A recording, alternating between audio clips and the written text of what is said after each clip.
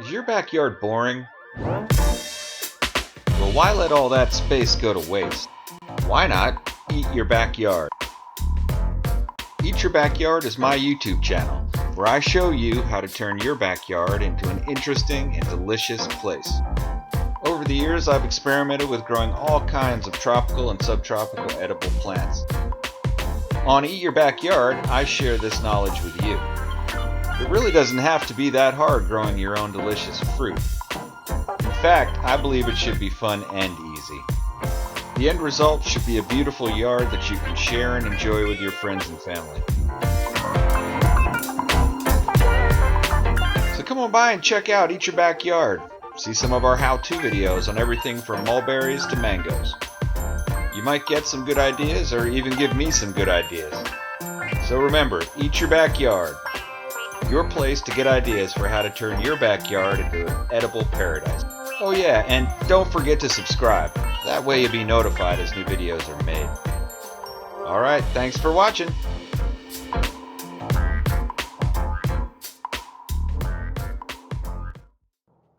Hey, welcome to Eat Your Backyard, my YouTube channel where I talk about all kinds of edible stuff primarily and also ornamental, tropical, subtropical plants which are cool to me.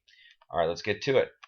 Look what I found on the side of the road, growing near a causeway, the mighty Gigantea Java plum tree. This is a beautiful tree, and I want to tell you all about it. I used to have one in my yard, which I ended up getting rid of for a few reasons we'll go into, but in an application like this out in the wild, probably pretty nice. I'd imagine they take over pretty fast. But first, let's look at the leaf.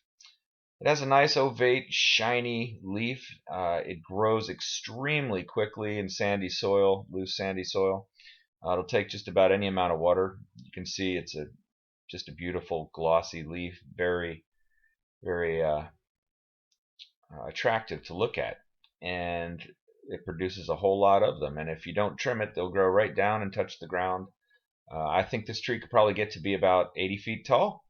Maybe I'm a little off there, overestimating, but the one in my yard got to be about 35 feet tall in about 3 years, which really impressed me. And the size of the trunk was getting bigger and bigger.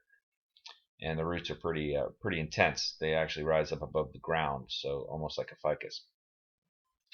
But you can see, it's fun to look at. Now, another thing it does, this isn't the time of year where it produces fruit, but it produces a lot of fruit. These red fruit that have an astringent kind of flavor to it. I think that's what they call it, but it almost makes you kind of pucker when you eat them. It's an odd flavor. I've heard it described as a rosewater flavor, and I think that's probably pretty close to describing it well. Now look at this. I'm showing you what the branches look like at the end. When it grows out very quickly, they're very, very loose, very flexible. They break off very easily. So in high wind situations, you'll find a lot of branches on the ground. This isn't a tree that's going to stand up to a ton of wind. I mean, it'll stand up to it in terms of it'll break down and then grow right back up. But otherwise, it's a pretty flimsy tree, really. You notice I just snapped that one right off with my hands. Now, the trunk itself is also really cool to look at. You can see this one is got a textured look to it. It's almost like a white bark, an off-white to white bark, and it's attractive. There are a bunch of them here. I imagine somebody planted a bunch of seeds and walked away, and now here it is. Guerrilla landscaping at its best, which happens all over Florida all the time, is what it is.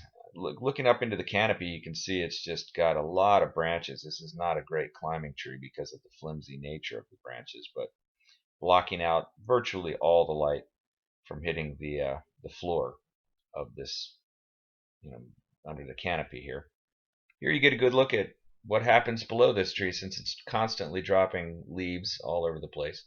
You get a thick cover of leaves, which are going to have to be raked up and dealt with. So, in conclusion, I'd say this is an interesting tree. You should grow one, try it out. You can always chop it down if you don't want it. Hope you liked this video. Don't forget to like it if you did. Thanks for watching.